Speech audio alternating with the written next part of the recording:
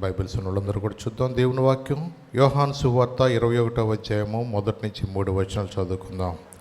యోహాను సువార్త 21వ అధ్యాయము 1, 3 వచనాలు ఎవరైనా వాక్యము నాకు చదివి సహాయం చేయండి. అటు తరువాత యేసు తిబెరయ సముద్ర తీరమున శిష్యులకు మరలా తన్ను ప్రత్యక్షపరచుకునేను. ఆయన తన్ను ప్రత్యక్షపరచుకునే విధమేదనగా, సీమోను పేతురును, దిదుమ అనబడిన తోమాయు, గలిలయలోని కానా అను ఊరివాడునగు నతనయేలును, జబదయి కుమారులను ఆయన శిష్యులలో మరి ఇద్దరును కూడియుండిరి. సీమోను పేతురు, నేను చేపలు పట్టబోదునని వారితో అనగా, వారు మేమును నీతో కూడా వచ్చిదమనిరి. వారు వెళ్ళి ధోని ఎక్కిరి, కాని ఆ రాత్రి ఏమి పట్టలేదు. చాలు తల్లి. చూడండి, ఇక్కడ వాక్య భాగంలో మనం గమనించినట్లయితే యేసు ప్రభువారు శిష్యులకు పునరుద్ధానుడైన తర్వాత మరి ఆదివారమున వారందరూ కూడా కలిసి తలుపులన్నీ వేసుకుని ఉన్న సందర్భంలో వారి మధ్యకి వచ్చి వారితో మాట్లాడారు. అలాగే మరి తోమా లేనప్పుడు, మరి మొదటిసారి వచ్చినప్పుడు తోమా లేడు కనుక తోమా గారు ఉన్నప్పుడు కూడా వచ్చి మరి అతనితో మాట్లాడి, నీవు మరి అవిశ్వాసవి కాక విశ్వాసం అయి ఉండవని తను ప్రత్యక్షపరుచుకున్నారు రెండవసారి కూడా. అలాగే మాటి మాటికి యేసు ప్రభువారు ఆయన శిష్యులకు మరి కనపరుచుకున్న విధానం ఎందుకంటే, మనుషుల యొక్క పరిస్థితులు ఎప్పుడూ కూడా మరి నిలకడగా ఉండలేవు. కొన్నిసార్లు మీటింగ్స్ జరిగిన టైంలో నేను ఇంకా దేవుని కొరకు నిలబడాలా, ఇక నుంచి నేను ప్రార్థనకు టెన్షన్కి వెళ్ళాలా, ఇక ప్రార్థనకు మొట్టమొదటి వ్యక్తి నేనేగా ఉండాలా, అలాగే పరిచర్లో నేనే ముందు ఉండాలా, అలాగే అర్పణలో ఇవ్వటంలో నేనే ముందు ఉండాలా, అన్ని విషయాల్లో నేను ముందు ఉండాలా అన్న ఆత్మావేశముతో కొంతకాలము మనుషులు ఉండొచ్చు. కానీ కాలక్రమేణా ప్రార్థనలోనూ వాక్యంలోనూ కొన్నిసార్లు నిలకడ లేని పరిస్థితుల్లో చాలామంది ఉంటూ ఉంటారు. అందుకని మనుషుల యొక్క స్వభావము ఆదికాండంలో చెప్పినట్టుగా ఏమన్నాడు, నరులు చెడుతనమంట భూమి మీద గొప్పదనియు, వారి తలంపుల్లోని ఊహంతయు కూడా కేవలము ఆదివారమే కాదు, అది ఎప్పుడు కూడా కొంచెం ఆదివారం విన్నప్పుడు మన మనసు కొంచెం కంట్రోల్ అంటూ ఉంటుంది, సోమవారం నుంచి కంట్రోల్ తప్పుతూ ఉంటుంది. కాబట్టి అందుకని యేసు ప్రభు వారు కూడా మనుషుల యొక్క స్వభావం తెలిసి ఆయన మాటి మాటికి ఆయన కనబరుచుకున్న విధానం గురించి ఇక్కడ చెప్తున్నాడు. మళ్ళీ నేను ఒక్కసారి చదువుతున్నాను, మొదటి 2 వచనాలు. అటు తరువాత యేసు తిబెరయ సముద్ర తీరమున శిష్యులకు మరలా తన్ను ప్రత్యక్షపరచుకొనెను. ఆయన తన్ను ప్రత్యక్షపరచుకున్న విధమేమదనగా, సీమోను పేతురును, దిదుమ అనబడిన తోమాయు, గలిలయలోని కానాను ఊరుడగు నతనయేలును, జబదయి కుమారులను ఆయన శిష్యుల్లో మరి ఇద్దరును కూడి ఉండిరి. సీమోను పేతురు అన్నాడు, నేను చేపల పట్టబోదని వారితో అనగా, వారు మేమును నీతో కూడా వచ్చేదమనిరి. నేను చేపల పట్టబోతున్నాను అనగా వాళ్ళు కూడా ఏమన్నారు, మేము కూడా నీతో వచ్చేదేమన్నారు. చూడండి, ఎందుకంటే మరి యేసు ప్రభువారు సువార్త ప్రకటించే ప్రారంభంలో మరి ఆంద్రేయ పేతుర్నే ఆయన మొదట పిలిచారు. మీరు మత్తయి సువార్తలకు వెళితే ఆయన బాప్టిజం తీసుకున్న తర్వాత, శోధించబడిన తర్వాత ఆయన మొదటగా వీరినే ఆయన పిలిచినట్టుగా మనకు మత్తయి సువార్తలో మీరు కావాలంటే చూడండి, 4వ అధ్యాయంలో 2 ఒకసారి ఆయన చెప్తున్నాడు కదా. మత్తయి సువార్తలో 4వ అధ్యాయంలో 2 ఒకసారి.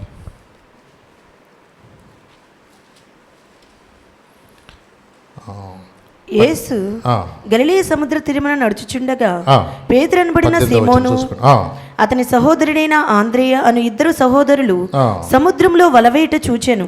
వారు జాలరులు. ఆయన, నా వెంబడి రండి, నేను మిమ్మల్ని మనుషులను పట్టు జాలరులుగా చేతునని వారితో చెప్పాను.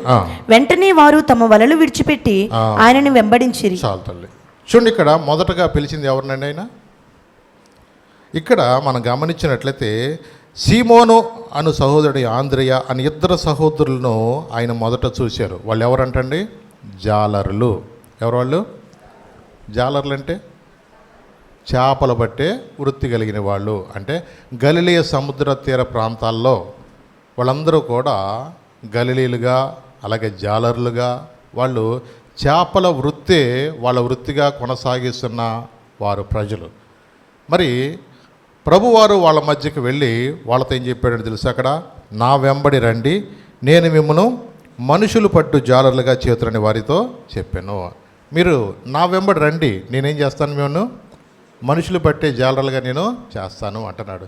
సామాన్యంగా చేపలు పట్టుకునే అలవాటు ఉన్న వాళ్ళకి మీ చేపలు పడతాం వచ్చు కానీ మా మనుషులను పడతాం రాదండి అని అనుకోవచ్చు. కానీ ప్రభువారు వారి హృదయాలు చూశారు, వారి అంతరంగాలు చూశారు. నిజమేనండి. ఈ రోజున చాలామందికి కూడా మరి వాళ్ళ యొక్క వృత్తిలో వాళ్ళ యొక్క ఉన్న పరిస్థితిని బట్టి వాళ్ళు దానిలో చాలా నైపుణ్యత కలిగిన వారుగా ఉండొచ్చు. కానీ దేవుని ఉద్దేశం ఏంటంటే వాళ్ళని పిలిచి దేవుని యొక్క పరిచర్య కొరకు, దేవుని యొక్క రాజ్య వ్యాప్తి కొరకు అనేక ఆత్మలు సంపాదించే వారిగా ఉండాలనే దేవుని యొక్క చిత్తం. కాబట్టి కొన్నిసార్లు మనము దేవునితో ఉండాలనుకున్న కొన్ని పరిస్థితులు ఏం చేస్తాయంటే దేవునికి దూరంగా తీసుకెళ్తూ ఉంటాయి. ఎందుకంటే మరి దేవుని ఉద్దేశం ఏంటి, వీళ్ళని దేవుని యొక్క మార్గంలో నడిపించుకోవాలని, దేవుని యొక్క ప్రజలుగా అనేక మందికి ఆశీర్వాదకరంగా బిడ్డలు ఉండాలని, వాళ్ళందరూ కూడా ప్రభుతో నడవాలని, ప్రభుతో కలిసి వాళ్ళు ప్రార్థనలో ఏకీవించాలని వాళ్ళని పిలుచుకుని యేసు ప్రభువారు అనేక కార్యాలు, అనేక అద్భుతాలు మరి వీళ్ళ ముందే దేవుడు ఎన్నో జరిగించాడు. అంత మాత్రమే కాదు, యేసు ప్రభువారు శిష్యులను కూడా తీసుకెళ్ళి కొండ మీద ప్రసంగంలో అనేక సత్యాలు కూడా వాళ్ళకి బోధించేవారు. ఒక వ్యక్తి ఎలా ఉండాలో, ఎలా ఉండకూడదో, శత్రువుని ఎలా ప్రేమించాలా, అన్ని విషయాల్లో కూడా వాళ్ళకి తీసుకువెళ్ళి వాళ్ళకి నేర్పించారు. ఎందుకంటే దైవజనులు ఒక విషయాలు మనకు నేర్పిస్తున్నప్పుడు దాని ప్రకారము మనం కూడా నేర్చుకోవాలి. ఎంతైనా మనుషులమే అనుకుంటూ అలాగా మనం అనుకుంటే, సమర్థించుకుంటే మనం ఎప్పుడు కూడా భక్తిలో నిలబడలేం. ఒకటి, దేవునికి అసాధ్యం అంటూ ఏది కూడా లేదు. కాబట్టి మన సొంత శక్తి చేత, మన బలము చేత మనం ఎప్పుడు ఆధారపడకూడదు. కానీ జయించిన వాని వైపు చూస్తే మనం తప్పకోకుండా నిలబడగలుగుతాము. నిజమే. అందుకనే దేవుని బిడ్డలుగా మనం కూడా చేయవలసింది ఏంటంటే దేవుణ్ణి మనము ఆయన వైపు చూస్తూ ముందుకు సాగితే మనం ఎప్పుడు కూడా జయం పొందుతాం. మన వైపు మనం చూసుకుంటే మనం నిలబడలేము ఎప్పుడు కూడా. నిజమే. ఎందుకంటే కొన్ని పరిస్థితులు అలాగే ఉంటాయి. ఇదే పేతురు గారు యేసు ప్రభు వారు నీళ్ళ మీద నడుస్తున్నప్పుడు ఆయనకి మనసు లాగి ఏమన్నాడు తెలుసా? అయ్యా, నీవే అయితే గనక నేను కూడా నీళ్ళ మీద నడవటానికి నాకు కూడా చెప్పే పర్మిషన్ అయ్యా అంటే, ఎంత మాత్రం దా పేతురు రా అన్నాడు. ఇక వెంటనే చక్కగా చేయబట్టుకోగానే నీళ్ళ మీద ఏం చేస్తున్నాడు పేతురు గారు కూడా చక్కగా నడుస్తూ ఉన్నారు ఆయన. అంటే చూడండి, మనసులో కూడా ఎంత సంతోషం. అంటే మా పరిస్థితిని చూసి మా మధ్యకి వచ్చి మమ్మల్ని బలపరచడానికి యేసయ్య వచ్చారు. నిజంగా మాతో పాటుగా రోడ్డు మీద నడుచుకుంటా వెళ్ళాం. రోజు అదే పని కదా. పేతురు గారు, యోహాను, యాకోబు గారు వీళ్ళందరితో కలిసి ఎక్కడ నడుచుకుని వెళ్ళు, యెరూషలేము వీధుల్లో కానీ, గలిలయ ప్రాంతాల్లో కానీ, ఇంకా చుట్టుపక్కల ఆ యెరికో ప్రాంతాలు, ఇవన్నీ యేసు ప్రభుతో పాటుగా నడిచిన వెళ్ళే కదా వీళ్ళందరూ కూడా. ఇప్పుడు పేతురు గారు యేసు ప్రభుతో పాటుగా ఎక్కడున్నాడు? నీళ్లలో కూడా నడుస్తున్నాడు. అంటే చూడండి, ఎన్నో అసాధారణమైన కార్యాలు కళ్ళారా చూసిన ఈ పేతురు గారు, అవునా? పేతురు గారే కాదు, మన జీవితంలో కూడా దేవుడు ఇలాంటి కార్యాలు ఎన్నో జరిగించారు. నిజమే. కొన్నిసార్లు మరణ పంచులోకి వెళ్ళిపోయిన మన బ్రతుకులో కూడా దేవుడు ఏం చేశాడు తెలుసా? మరణము నుంచి ఎక్కడ తీసుకెళ్ళాడు? మనల్ని జీవములోనికి మనల్ని తీసుకొస్తాడు. ఆ క్షణము గనక దేవుడు ఒక వ్యక్తిని మన మధ్యకి పంపించకపోయినా, ఆ క్షణంలో గనక ఆ వైద్యం అనేది అటు ఇటు అయిపోతున్న సమయంలో కూడా దేవుడు దాన్ని కరెక్ట్గా సరిచేసి మనం వెళ్ళిపోతున్న మన బండిని మళ్ళీ ఏం చేశాడు దేవుడు? పిచ్చేం బుడ్డి అన్నట్టుగా మళ్ళీ ఏం చేశాడు? మళ్ళా ఆయన మన ఊపిరి అందేలాగా మళ్ళా మనం జీవించగలిగేలా దేవుడు కృప చూపించాడు. అవునా? నిజమే. ఎన్నోసార్లు మరణపు అంచులో యాక్సిడెంట్లు జరిగినా, ఎన్ని ప్రమాదాలు జరిగినా, ఎన్నోసార్లు పడిపోయి మనం ఎన్నో ఇబ్బందులు పడుతున్న ఆ సమయంలో కూడా ఇక మా పని అయిపోయింది అనుకున్న వాళ్ళను కూడా దేవుడు ఏం చేశాడు? మళ్ళా మరణములో నుండి మళ్ళా దేవుడు ఏం చేశాడు? జీవంలోని మళ్ళా తీసుకొచ్చాడు. ఈరోజు మనము ఇలాగ చలించగలుగుతున్నాము, ఈరోజు దేవుని ఇలా ఆరాధించగలుగుతున్నాము అంటే అది దేవుడు మన ఎడల చూపిన మహా కృపచేత. అవునండి. అందుకన్నాడు మీరు కృపచేతనే రక్షించబడ్డారు. ఎలా రక్షించబడ్డారంటే మీరు కృపచేతనే రక్షించబడ్డారు. దేవుడు మహా కృపచేత. అవునండి. ఎన్నిసార్లు ఎన్ని కార్యాలు పేతురు గారు, యోహాను, ఆంద్రేయ వీళ్ళందరూ కూడా ప్రభు యొక్క కార్యాలు కళ్ళారా ఎన్నో చూశారు. మరి చూసిన వాళ్ళు కూడా మరి వాళ్ళు కొన్ని పరిస్థితుల్లో బట్టి ఏమైపోతున్నారంటే వాళ్ళకున్న సిట్యువేషన్ బట్టే ఆలోచించుకుంటున్నారు. సామాన్యంగా మనుషుల్లో ఒక ఆలోచన ఉంటుంది. ఎలాంటి ఆలోచన అంటే మేము ఎట్టా బతుకుతాం, ఏముంటుంది మనుషుల్లో, అసలు మేము ఎట్టా బతకాలి. ఇప్పుడు యేసుప్రభు గారు మొన్న మనతో వెళ్తున్నప్పుడు ఏది తక్కువ కాల, వాళ్ళకి రొట్టెలు తక్కువ కాలేదు. అలాగే వాళ్ళతో వెళ్తున్నప్పుడు కూడా రాజ మర్యాదలు కూడా ఎక్కడ తక్కువ కాలేదు. మరి ప్రభు ఎక్కడికైనా పిలిచారనుకోండి, వాళ్ళతో పాటు ఎవరు వెళ్ళేవాళ్ళు? యేసుప్రభు శిష్యులు కూడా వెళ్ళేవాళ్ళు. అలాగే ఎన్నో కార్యాలు కళ్ళారా చూసిన వాళ్ళు, ఎన్నో అద్భుతాలు చూసిన వాళ్ళు. అయినా మనుషుల్లో కూడా ఒక పరిస్థితి ఏంటంటే కొన్నిసార్లు దేవునికి దూరమయ్యే పరిస్థితులు మనుషులో తెలియకోకుండానే ఏలుబడి చేస్తూ ఉంటాయండి. అవునండి. దానికి కారణం ఏంటో తెలుసా? మన జీవితాల్లో కాన్ఫిడెన్స్ లేకపోవటం. అంటే నీలో నిలకడ లేని పరిస్థితిని బట్టి కొన్నిసార్లు ఎలా ఉంటుందంటే మనం ఆత్మీయంగా దిగజారిపోతాం. మరి నిలకడ లేకపోవటం కారణం ఏంటి? క్రమంగా ప్రార్థనలో మనం చేయకపోవటం. పిల్లల్ని ఎప్పుడన్నా ఈ సెలవులు అయినాక మీరు స్కూల్కి పంపిస్తే వాళ్ళకి ఉన్న చదువు అంతా పోయి, మరి ఇప్పుడు కాలం ఎట్టా ఉందో కానీ మా చిన్నప్పుడైతే ఆడు 4వ తరగతి చదివినా 5వ తరగతి చదివినా ఈ సీతమ్మకాయలు ముంజికాయలు తినొచ్చే బ్యాచ్కి మళ్ళీ వచ్చిన కానించి మళ్ళీ వాళ్ళ మొదలెట్టించేవాళ్ళు. వాళ్ళకి మళ్ళీ గుణింతాలు రాపిచ్చేవాళ్ళు. ఏంటంటే మొత్తం ఎగిరిపోయేది. ఇక ఆడు 3వ తరగతికి వచ్చిన 4వ తరగతి వచ్చినా మళ్ళీ ఎల్కేజీ పాఠాల కాడి నుంచి మొదలెట్టాల్సి వచ్చేది ఆడి పరిస్థితి. అంటే ఏంటి? మర్చిపోతారు. ఈ ఒక్కడ పుస్తకం తీసేది ఉండదు. ఎందుకు? మీరు చూసుకోండి, రోడ్డు మీద ఎప్పుడైనా సరే పరీక్షలు అయిపోవటమే వాళ్ళ పేపర్లు ఏం చేస్తారండి, మొత్తం మొక్కలు చేసి ఆడి కూర్చునిక వెళ్ళేటప్పుడు ఇసురుకుంటా, అలా ఇసురుకుంటా, ఇట్టు ఇసురుకుంటా రోడ్డు మీద చూస్తే మొత్తం కాగితాలే స్కూల్ దగ్గర. ఆడి పండగ ఏంటి? ఏదో చదువు అయిపోయింది అనుకుంటాడు. ఆడు ఏదో పెద్ద ఐఏఎస్ ఆఫీసర్ చదివేసినట్టుగా ఈ సంవత్సరానికి నీ చదువుతో మాకు పని లేదన్నట్టుగా ఉన్న పుస్తకాలు, రాసిన పుస్తకాలు మొత్తం చింపాతలు బారేసి రోడ్డంతా. అసలు బస్సులో చూడండి, పిల్లలు పని గట్టుకుని ఒక్కొక్కడు కిటికీల నుంచి అట్టు ఇసురుతూ ఉంటారు ఒక్కొక్కడు. అంటే ఆడేమనుకున్నాడు తెలుసు? అప్పుడే నా చదువుక ముగిచ్చేసా, దేవుని కృపను బట్టి ప్రభుత్వం ఏదో వదిలేసి 10వ తరగతి దాకా గట్టిగా ఏం చేస్తున్నారు వాళ్ళని, చదవపోయినా నువ్వు బడికి వస్తే చాలు, మా గుడ్డు తింటే చాలు అన్నట్టుగా ఆయన దోసుకెళ్ళిపోతున్నారు ఎట్టాకొట్ట. ఇదివరకు అలా ఉండేది కాదంట. పెద్దోళ్ళు చెప్తూ ఉండాలి, ఇదివరకు అలా ఉండేది కాదంట. ఏ క్లాస్ అన్న తప్పితే మళ్ళీ చదివేటగానంట. అట్టా మళ్ళీ వస్తే సరైన స్టాండర్డ్స్ వస్తాయి. ఈ రోజున అలాంటి చదువులు కనపడతారు ఎక్కడ?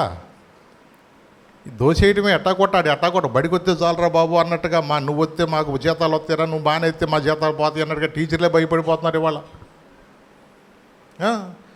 ఆడు ఎక్కడ మానేస్తాడని చెప్పేసి ఆడికి రోజుకి ఏం కావాలో మీను రకారం ఒక రోజు పెట్టింది ఇంకో రోజు ఎట్టకూడదు. పెళ్లి పోయినా పెట్టినట్టు పెట్టాలని చూస్తున్నారు గవర్నమెంట్ కూడా వాళ్ళకి పిల్లవల్లి.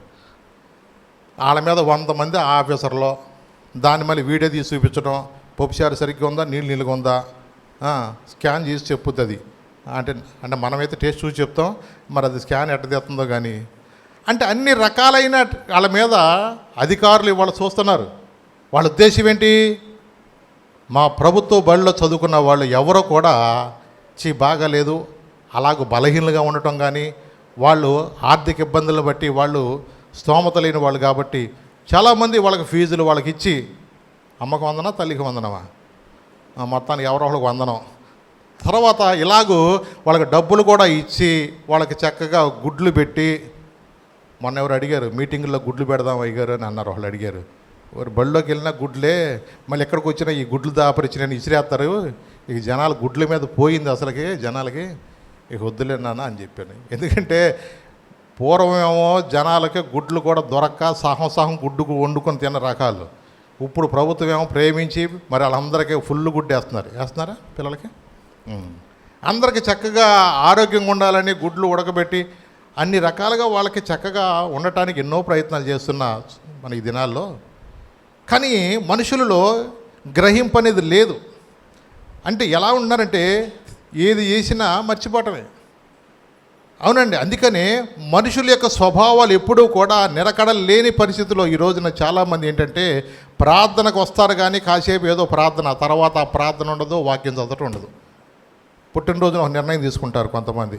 ఈ రోజు నుంచి నేను రోజు చక్క వాక్యం చదువుకుంటాను, కనీసం ఒక అరగంట నేను ప్రార్థన చేసుకోవాలనుకుంటారు. కొత్త సంవత్సరం వచ్చినప్పుడు కూడా కొంతమంది నిర్ణయాలు తీసుకుంటారు.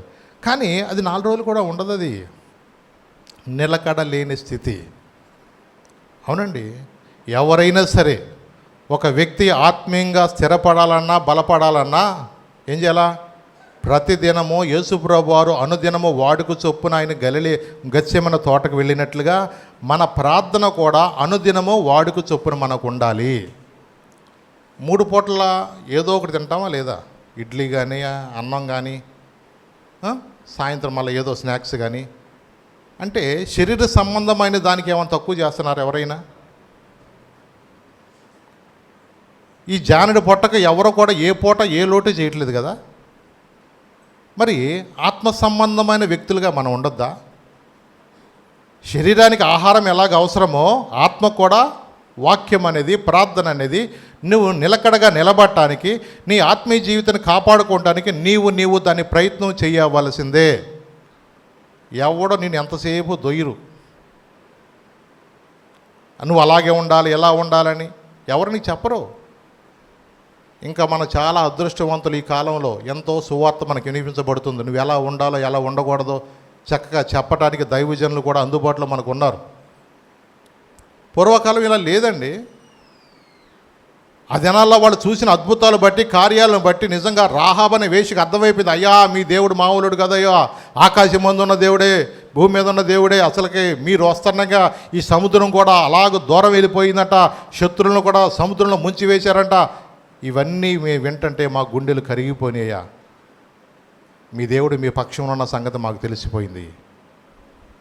ఆ రక్షణ మాకు కావాలని రాహాబ్ అనే వేశ్య ఆమె, ఆ ఎరుకో ప్రాకారం మీద ఇల్లు వేసుకున్న ఆమె తన ఇంటి వారందరూ రక్షించుకొని, మరి వీళ్ళందరూ కూడా వాగ్దాన దేశంకి వెళ్ళేటప్పుడు రాహాబు కూడా తన ఇంటి వారందరూ కూడా వెళ్ళారు. చూడండి, ఇవన్నీ మనం గమనించినట్లయితే కొన్నిసార్లు ఆ రాహాబు పుట్టు పూర్వతలో మనం గమనిస్తే మళ్ళా అవన్నీ కూడా దావీదు వంశానికి లింక్ అయి ఉంటాయి. ఇవన్నీ చూస్తూ ఉంటాయి. అంటే ఎక్కడ వాళ్ళని ఎక్కడ దాకా కూడా దేవుడు తీసుకొస్తుంది తెలుసా? నువ్వు దేవుని యందు విశ్వాసం ఉంచే, నిజంగా నువ్వు దేవుని ప్రేమిస్తే, దేవుని ఘనపరిస్తే దేవుడు ఎన్నడూ కూడా నిన్ను విడిచిపెట్టడు. ఎందుకు ఈ రోజున మనుషుల్లో నిలకడ లేకపోవటానికి కారణం? ఎందుకంటే ఈ రోజున మనుషులకి గ్రహింపకపోవటం.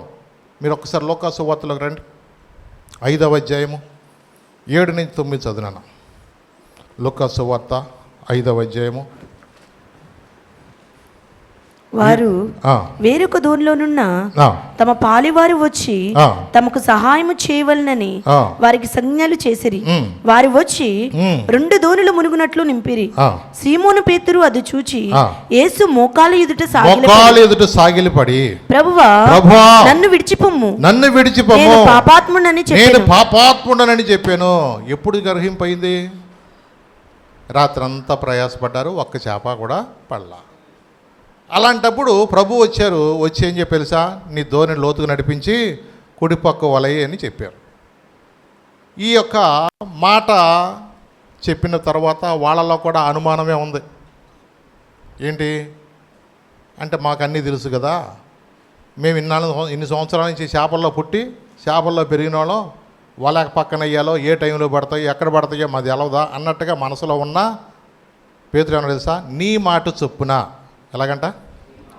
ఎందుకంటే నీ మాట చొప్పున నేనేం చేస్తాను? వల వేస్తాను.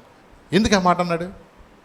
నిజమేనండి. అందుకని ఈ మధ్య భక్తుడు రాశాడు, నీ మాట జీవము గలదయ్యా యేసయ్యా, నీ మాట సత్యము గలదయ్యా, నీ మాట మార్పు లేనిదయ్యా యేసయ్యా, నీ మాట మరిచిపోనిదయ్యా, నీ మాట జీవము గలదయ్యా యేసయ్యా, నీ మాట సత్యము గలదయ్యా, నీ మాట మార్పు లేనిదయ్యా యేసయ్యా, నీ మాట మరిచిపోనిదయ్యా, ఏది మారినా నీ మాట మారదయ్యా, ఏది ఆగినా నీ మాట జరుగునయ్యా, ఏది మారినా నీ మాట మారదయ్యా, ఏది ఆగినా నీ మాట జరుగునయ్యా, నీ మాట జీవము గలదయ్యా యేసయ్యా, నీ మాట సత్యము గలదయ్యా, నీ మాట మార్పు లేనిదయ్యా యేసయ్యా, నీ మాట మరిచిపోనిదయ్యా. ఆయన మాట ఏంటో తెలుసా? జీవము గలది. ఏంటి ఆయన మాటలు ఏముంది?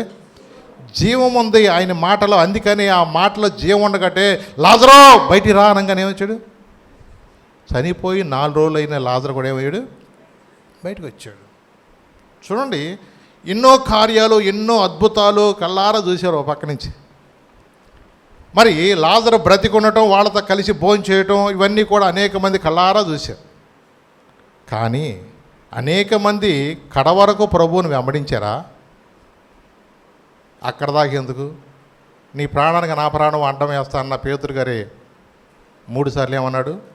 యేసు ప్రభు అంటే నాకు తెలవనే తెలవ, అసలు నేను ఎరగనంటే ఎరగనయ్యా అని మళ్ళీ ఆఖరిగా పల్లెమని నెత్తి మీద ఒట్టేసుకున్నాడు. చూడండి, కొన్నిసార్లు దేవుని బిడ్డలుగా మనము జీవిస్తూ ఆరాధనకు వస్తున్న మన బ్రతుకులో కూడా పైకి ఆరాధన చేస్తున్నట్టుగానే ఉంటాం, పైకి దేవుని మనము వెంబడిస్తున్నట్టుగానే ఉంటాం, దేవుని ప్రజలుగా మనం బ్రతుకుతున్నట్టుగా ఉంటాం. కానీ మన క్రియలకు వచ్చేలికి దేవుని మనం వెంబడిస్తున్న వాళ్ళమా, లోకాన్ని వెంబడిస్తున్న వాళ్ళమా, ఏ తేడా కూడా కనపడదు. అవునండి, మనుషులకి కొన్నిసార్లు అనిపిస్తూ ఉంటుంది, ఏంటి వీళ్ళు ప్రార్థన వాళ్ళే కదా, వీళ్ళందరూ కూడా ఆరాధన చేస్తున్న వాళ్ళే కదా, దేవుని పరిచయంలో ఉంటున్న వాళ్ళే కదా, ఎందుకు? నిజమే, ఎందుకంటే మనుషులో నిలకడ లేదు. ఒక రోజున ఒక పాస్టర్ గారు ఇలాగే సేవా పరిచయలో ఆయన వేరే ప్రాంతానికి వెళ్ళిపోతూ అవి మొత్తం కూడా ఇక చర్చి అదంతా కూడా ఇక స్థలం అమ్మేసి వేరే చోటకి వెళ్ళిపోతున్నాడు. ఆయన ఇలాగే ఒక మంచి రామచిలకను పెంచుకున్నాడంట. ఆ రామచిలక ఏం చేసేదంట, ఆయన నేర్పించాడు. చర్చికి వచ్చే వాళ్ళందరికీ ఏం చెప్పేది, గేట్ దగ్గరుండి praise lord, praise lord, praise lord అంటూ ఉండేదంట. అది ఈ చిలక ప్రైజ్ లార్డ్ అంటూ ఉండేదంట. చక్కగా అందరూ ప్రైజ్ లార్డ్ అది కావాలని పిల్లలు అక్కడ దాకా వెళ్ళటం, మళ్ళీ అని తిరిగి వాళ్ళు మళ్ళీ చదివేమని మళ్ళీ ప్రైజ్ లార్డ్ అంటూ ఉండేదంట. సరే, మొత్తానికి కొంతకాలం తర్వాత ఈ పాస్టర్ గారు వేరే ఫారెన్ వెళ్ళిపోతున్నప్పుడు ఇక ఈ సేవ ఇక ఎవరో లేరని నేను ఆయన ముగించుకుని మొత్తం అమ్మేశాడంట.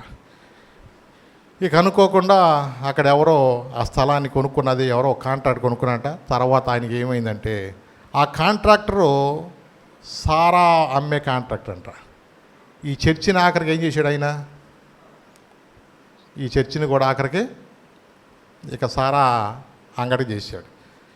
ఇక ఆయన వెళ్ళేటప్పుడు చిలకను కూడా తీసుకెళ్ళకోకుండా ఆ చిలకను కూడా వాళ్ళకి అమ్మేశాడు. ఎందుకంటే ఆ చిలక కోసం కూడా వాళ్ళు ప్రైస్ ఇచ్చి, దీన్ని చూసి కూడా కొంతమంది వస్తారు మా ఖాతాదారులు అని చెప్పేసి దానికి కూడా చక్కగా ఆహారం పెట్టి ఆయన దాన్ని పోషిస్తున్నట్ట. ఇప్పుడు ఆ చిలక ఈ ప్రార్థనకి వెళ్ళే వాళ్ళందరినీ గుర్తుపట్టిందంట వచ్చేదారిలో. ఇప్పుడు సారా కొట్టు ఉంది కదా లోపల, అంతకుముందు ఆరాధన జరిగే స్థలం అది. ఇప్పుడు అది ఏమైపోయింది, వైన్ షాప్ అయిపోయింది. ఈ వైన్ షాపులో కూడా అది మరి ఓనర్ గారు అయితే వెళ్ళిపోయాడు. కానీ అక్కడ చర్చికి వచ్చేవాళ్ళు ఉన్నారు చూసారా, ఈ చర్చికి వచ్చే వాళ్ళు కూడా ఇప్పుడు ఇదివరకు చర్చి అలవాట్లు కానీ ఇప్పుడు సారా కొట్టు కూడా ఏం చేస్తున్నారు, వాళ్ళు లోపలికి వచ్చేస్తున్నారు. అది గుర్తుపెట్టేసింది. ఎందుకంటే సామాన్యంగా మనుషులైతే ఏదేదో చదువుకుంటారు కానీ, ఎందుకంటే ఒక తంట. ఇప్పుడు మనుషులు ఏమంటే తెలుసా, ఏదన్నా అనుకో ముందు మీ ఆయన చెప్పుకో అంటారా లేదా, మీ అబ్బాయి చెప్పుకో అంటారా లేదా, ఈ గోల ఎందుకు లేని ఎవడు కాడే నోట నీళ్ళు వేసుకుని మనం కాముకుంటాం మంచిదని చెప్పేసి మగవాళ్ళు అయితే మనుషులైతే ఏం చేస్తారు, నోరు మూసుని ఉంటారు, గుట్ల గొప్పలా గిట్ట సొత్తా ఉంటారు అంతే. కానీ ఈ చిలక ఊరుకోలా. ఈ పరిచయస్తులందరూ కూడా చర్చిలో రాగానే వాళ్ళందరికీ కూడా మామూలుగా మామూలు జనరల్ వచ్చేవాళ్ళందరికీ నమస్కారం అండి అంటే చక్కగా చెప్తుంది. ఈ చర్చి బ్యాచ్ సారా కొట్లో రాగానే ప్రైజ్ లార్డ్ బ్రదర్ అంటుందంట. చర్చిలోకి రాగానే వాళ్ళు ఏమంటుంది, ఎందుకంటే అంతకుముందు ఖాతా ఇలా తెలిసిగా పరిచయమేగా. సామాన్యంగా మనుషులు మర్చిపోతారు కదా, అవి మర్చిపోతాయా? కొన్నిసార్లు చూడండి, మీకు ఎప్పుడైనా ఏదైనా ఒక కుక్కలు కానీ ఏదైనా కానీ ఎంత విశ్వాసంగా ఉంటాయో. ఎక్కడన్నా ఉన్నాయి. మన ఇంటికి వెళ్ళేళ్ళకి 1 గంట అయింది. నేను 1 గంటకి అయ్యేళ్ళకి మాకు దూరంగా రోడ్డు మీద ఎక్కడో ఉన్నాయి, మా 3 కుక్కలు పడుకున్నాయి మాకు.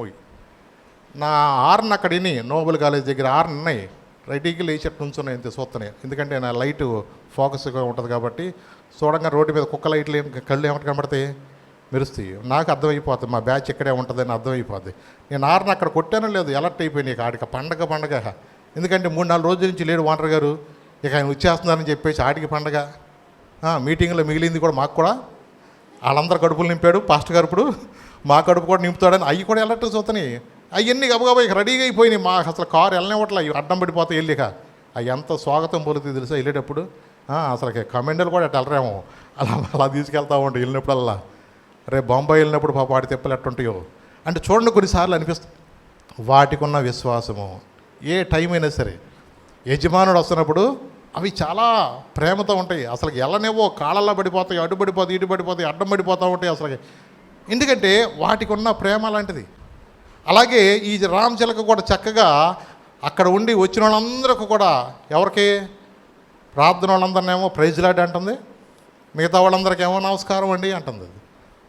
అంటే చూడండి, జనాలకు వాళ్ళకి అర్థమైపోయి సిగ్గేసి మళ్ళీ ఒక్కొక్కటి ఇటు ముసుగేసుకుని వస్తున్నాడు. ఎన్ని ముసుగులేసి అవి కనిపెట్టుకుని ఉంటాయా? ఏమండి, మనం ఎక్కడికి వెళ్ళినా తెలిసిపోద్దని దావీదు గారు అన్నాడు, అయ్యా నేను ఆకాశంకి ఎక్కినా నువ్వు అక్కడ ఉన్నావయ్యా, నేను సముద్ర దిగంతంలోకి ఎక్కినా నీవు అక్కడున్నాయా, నీ కళ్ళ నుండి నేను ఎక్కడికి తప్పుకోగలనయ్యా. ఈ రోజున మనం ఎవరం కూడా మనం ఎక్కడికి తప్పుకోలేమండి, నిజమేనండి. కానీ ఇన్ని రకాలుగా మనం మాట్లాడుతున్నా కొన్నిసార్లు పేతురు అంటాడు అసలుకే, ఆయన ప్రభువు నిజంగా ఆయన కోసం ప్రార్థన చేశారంట. మనుషులుగా మనం తప్పిపోతాం కొన్నిసార్లు. పేతురు కోసం ప్రార్థన చేశాడు. లూకాసు వార్తలో మళ్ళీ ఒకసారి, లూకాసు వార్త 5వ అధ్యాయము, లూకా 22, లూకా 22 31 నుంచి 33 దాకా.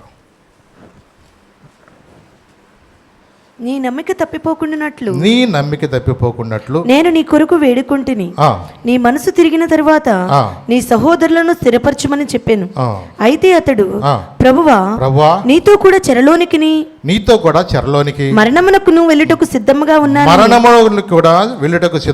ఆయనతో అనగా ఆయన, పేతురు నీవు నన్ను ఎరుగునని ముమ్మారు కూడా చెప్పు వరకు నేడు కోడి కూయిదని నీతో చెప్పుచున్నానని. నేడు కోడి కూయిద నీతో చెప్పుచున్నాను అంటే చూడండి, ప్రభు అంటున్నారు నేను నీ కోసము వేడుకున్నాను అంటున్నాడు. ఇక్కడ 31 మళ్ళీ చదువుతున్నా చూడండి. సీమోను ఇదిగో సాతాను మిమ్మల్ని పట్టి గోధుమల వల్లే జల్లించుటకు మిమ్మల్ని కోరుకుని, కానీ నీ నమ్మిక తప్పిపోకుండానట్లు నేను నీ కొరకు వేడుకుంటుని. ఏమన్నాడు ఆయన? నీ కొరకు నేను. ఎవరి కోసం ప్రార్థన చేశారంటండి? యేసు ప్రభు వారు పేతురు కోసం ప్రార్థన చేశారు. ఎందుకు? దీన్ని బట్టి మనం కూడా ప్రార్థన చేయాలా లేదా చెప్పండి. అపవాది అనేవాడు ఏం చేస్తారంటే, నువ్వు ఎంత ఆత్మలో ఎదగాలనుకున్నా, దేవునిలో నువ్వు బలపడాలన్నా, దేవుని పరిచర్లో ముందుకు సాగాలనుకున్నా, రక్షణ పొందాలి, మారు మనసు పొందాలి, నేను దేవుని యొక్క రాజ్యంలో నీ యుగయుగాలు ఉండాలి అని నీ మనసులో ఎంత బలంగా నీవు అనుకున్నా, వాడు నేనేం చేస్తా అంటే సిట్యువేషన్లు బట్టి నిన్ను ఆత్మలో ఎదక్కోకుండా నిన్ను ఎప్పుడూ డైవర్ట్ చేసేస్తూ ఉంటాడు. వాడి నిన్ను ఎప్పుడూ కూడా ప్రేమ, దోమ అని ఇలాంటివన్నీ కొన్ని అడ్డం పెట్టేసి నువ్వు ప్రార్థనలోకి ఎదక్కోకుండా నీ మనసంతా అదే, నువ్వు కూర్చున్నదే ఆలోచన, పడుకున్నదే ఆలోచన, నించున్నదే ఆలోచన, ఇలాంటి ఆలోచనల చేత నిన్నేం చేస్తాడంటే వాడు ప్రార్థన అనేది చేయనివాడు. ఎప్పుడు ఇక అదే స్మరణ, ఇక ఎప్పుడు కూడా మన యాకోబు గారికి ఉన్న భజనలాగానే అదే ఆలోచన. ఇవన్నీ కొన్నిసార్లు మనుషులుగా ఏదో ఆ టైంలో కొంచెం అలా అనిపిస్తుంది, కానీ వాళ్ళకి తర్వాత వాళ్ళకి అర్థమవుతుంది. ఇవాళకి చాలామంది పెళ్ళిళ్ళు చేసుకున్న వాళ్ళు కూడా అలాగే ఆవేశంగా నమ్మేసి ఈ మధ్య చాలామంది కూడా అలా మోసపోయారు. ఈ చాటింగ్ వల్ల ఈ ఫేస్బుక్లోనూ ఇంకా ఇన్స్టాలో కూడా పరిచయాలు అయిపోయి రకరకాలైన మనుషులు ఇవాళ నిజంగా 40 ఏళ్ళ అమ్మాయి 20 ఏళ్ళు 21 అబ్బాయి పెళ్లి చేసుకుందంట మొన్న. ఇదేంటరా బాబు, అసలు కాలం ఎటు వెళ్ళిపోతుందో అర్థం అవ్వట్లేదు అసలుకి. అసలు వీళ్ళకి బుర్ర ఉంటుందా లేదా అనేది కూడా అర్థం కావట్లా. అంతా మాయ జనాలు. ఇవాళ ఎవరిని ఎలా మోసం చేయాలో లేచిన కానీ చదివే పని ఇవాళ. అందుకనే ఫోను తక్కువ వాడటం చాలా మంచిది. నువ్వు మాట్లాడటం వరకు దాన్ని వాడుకుంటే నువ్వు ధన్యుడు. దానికి ఏదో ఇంకా లోక జ్ఞానం చాలా వచ్చుద్ది, నాకు తెలని విషయాలు చాలా ఫోన్ నేర్పుద్ది అనుకుంటూ నువ్వు దానిలోనే టైంపాస్ చేసావంటే నీకు తెలియకోకుండానే ఉచ్చులోకి నువ్వు వెళ్ళిపోతావు. అపవాది చాలామందిని కూడా, ఎందుకంటే పేతురు గారి కోసమే ప్రభు ప్రార్థన చేశారంట. సాతాను ఎట్ట ఏం చేయాలనుకుంటుంది మిమ్మల్ని? గోధుమ వలె. ఎట్లాగంట అంటే జల్లిచ్చే, దేనికి జల్లిస్తారు చెప్పండి? ఈ చెత్త గిత్త మొత్తం అంతా కూడా పోటాకి జల్లిస్తారు కదా. జల్లిడంటే అదే కదా. ఆ అర మొక్కలో ఇంకా చెత్త, రాళ్ళు ఏమన్నా ఉన్నా ఇవన్నీ కూడా ఏమవుతాయి? ఫిల్టర్ అయిపోతాయి కదా. అలాగే అపవాది కూడా నిన్నేం చేస్తుందంట? నిన్ను రకరకాలుగా నిన్ను శోధించి నిన్ను జల్లిస్తుంది. అప్పుడు దాకా నువ్వు గట్టిగా కూర్చున్నా, నువ్వు ఎక్కడికి వెళ్ళకూడదు అనుకుని చెప్పినా ఏదో కొన్నిసార్లు నీకు ఆ టయానికల్లా ఊపు వచ్చుద్ది. ఆ టయానికి నిన్నేం చేస్తాడు? ఎవడో ఒకడు ఇంట్లోకి వచ్చి, ఏరా ఇంట్లో పడుకున్నావేంటి అని చెప్పి నిన్నేం చేస్తాడు? పడుకున్నవాడు కూడా తీసుకెళ్ళి లాక్కెళ్తాడు. తెలియకోకుండా ఈయన కూడా లాక్కెళ్ళిపోయి గదిలో తీసుకెళ్ళి మళ్ళీ చేసేట పోసేస్తాడు లోపల రెండో వాడు వచ్చేస్తాడు. మొదటివాడికి ఇంకో రెండోవాడు యాడ్ అవుతాడు. ఈ రెండోవాడు యాడ్ అయ్యేకి వీడికి వచ్చుద్ది, అప్పుడు పూనకం వచ్చుద్ది ఏకంగా. ఏం చేయాలో అసలు అప్పుడు దాకా నేను ఎక్కడికి వెళ్ళకూడదు, నేను ప్రార్థనకి వెళ్తున్నా, అమ్మో పాస్టర్ గారు చుట్టూత కెమెరాలు ఇట్టాడు, ఏ పక్క నుంచి చూస్తాడో అది ఎలా లేనిపోయింది, మనకు ఉందే రేపు పొద్దున అని అనిపించినా ఏమంటారులే, అవసరమైతే పాస్టర్ గారు బాయ్ అలా చెప్పుకుంటా అలాగా కెమెరాలు చూసుకుంటా అలాగే వెళ్ళిపోతూ ఉన్నారు ఈ రోజులు చాలామంది కూడా. ఒకటి పాస్టర్ గారు చూసినా చూడపోయినా ఒక ఆయన ఉన్నాడు, ఆకాశం ఉన్నర్లందరినీ కూడా ఏం చేస్తున్నాడు? ఆయన పరిశీలన చేస్తున్నాడండి. ఆయనకు అన్నీ తెలుసండి. ఆయన కనపడిందంటే భూమి మీద ఏమైనా ఉందా చెప్పండి ఈ రోజున? ఆయన హృదయ అంతరంగాలు పరీక్షించేవాడు. ఎవరైనా మన హృదయ అంతరంగాలు ఎరుగును. అవునండి, మన అంతరంగాలు చూసే దేవుడు అండి ఆయన. మనం ఎవరికి భయపడాలా? నీ ఆత్మను కూడా శరీరమును కూడా నశింప చేయువానికే నీవు భయపడాలి తప్ప. అవునండి, అది మనకు ముఖ్యమైనది. దాని కొరకు నువ్వు సాధకము చేసుకోకపోతే చాలా కష్టం. అందుకనే మనము ప్రభు నేర్పినట్లుగా మన బిడ్డల కొరకు మనం ప్రార్థన చేయాలి. ఇప్పుడు ప్రభు స్పెసిఫిక్గా ఎందుకు రాశారు చెప్పండి? ఆ మాట మళ్ళీ చదువుదాం. సీమోను సీమోను, ఇదిగో సాతాను మిమ్మల్ని పట్టి గోధుమలో జల్లించటం మిమ్మల్ని కోరుకొని కానీ నీ నమ్మిక తప్పిపోకున్నట్లు నేను నీ కొరకు వేడుకుంటాను. నీ మనసు తిరిగిన తర్వాత నీ సహోదరులను స్థిరపరచమని చెప్పాను. నీ మనసు తిరిగి నాకు నువ్వేం చేయాలా? నీ సహోదరులను స్థిరపరచు. నీవు ఒక లైన్లో పడ్డాక నువ్వేం చేయాలా? నీ బిడ్డల కొరకు నువ్వు ప్రార్థన చేసుకోవాలా, నీ భర్త కొరకు ప్రార్థన చేసుకోవాలా, నీ అన్నదమ్ముల కొరకు నువ్వు ప్రార్థన చేసుకోవాలా, నీ రక్త సంబంధుల కొరకు ప్రార్థన చేసుకోవాలా. నిజమే. నువ్వు అలాగ ప్రార్థన చేయకపోతే నువ్వెక్కడా పుల్లి మొగ్గలు వేసేస్తావు నీకే తెలియదు. వాళ్ళ కాలేజీల్లో కూడా చక్కగా ఫంక్షన్లని ఇంకేంటి రకరకాలైన ఈ వెల్కమ్ పార్టీలు ఉంటాయి కదా జూనియర్స్కి, ఈ సీనియర్లు ఏదో ఉంటాయి రకరకాలని, ఏమంటారు అట్లా మరి ఫ్రెషర్స్ డేనా, ఇలాంటివన్నీ కూడా జరుగుతున్నప్పుడు ఆ కల్చరల్ ప్రోగ్రామ్స్ కొన్ని జరిగి ఇక వీళ్ళు చిరంజీవులు అయిపోతారు. వెనక్కి తిరిగిపోయి రెండు చేతులు అడిపెట్టేసి ఇక వీళ్ళు ఊరికితే ఇక మామూలుగా ఉండదు, భూమి షేక్ ఆడతాం. ఇక అలా లారెన్స్ దిగొస్తారో లేకపోతే ప్రభుదేవాలు దిగొస్తారో తెలియదు, కానీ ఆ టైంలో ఊగిపోతూ ఉంటుంది జనాలకి. కానీ ఎవరైనా నేను ఈ స్థలానికి నేను ఉండకూడదు, ఏదో కొంచెం తప్పుకుని బయటికి వెళ్ళిపోతే పోద్ది, ఎక్కడో చోట ఉండాలనే మనసు రాగలుగుతుందంటే చాలామంది రాలేరు. అనుకోవచ్చు నేను చాలా తామరాకు లాంటి ఎక్కడున్నా నాకు మాత్రం ఈ మురికి అంటదో. నేను అక్కడున్నా నా కళ్ళు డీజే వెనకాలే ఉన్నా నాలో ఉన్న దేవుడు అంత తక్కువ అంటున్నావా? నాలో ఉన్న దేవుడు పరిశుద్ధాత్ముడు అంత కదిలిపోయాడు అనుకున్నావా? అంత తొందరగా విడిచిపెడతాడా? దేవుడేమన్నాడు? మీతో ఉంటాను, మీలో ఉంటాను అన్నాడు కదా. ఆయన లోపల నుంచి ఎక్కడ పోతాడు? నా దేవుడు నాతోనే ఉంటాడు. కానీ నువ్వు ఎక్కడ ఉంటావు? చూడండి, ఒకటి, ఎప్పుడూ కూడా మనకు మళ్ళీ మోసం చేసుకోకూడదు.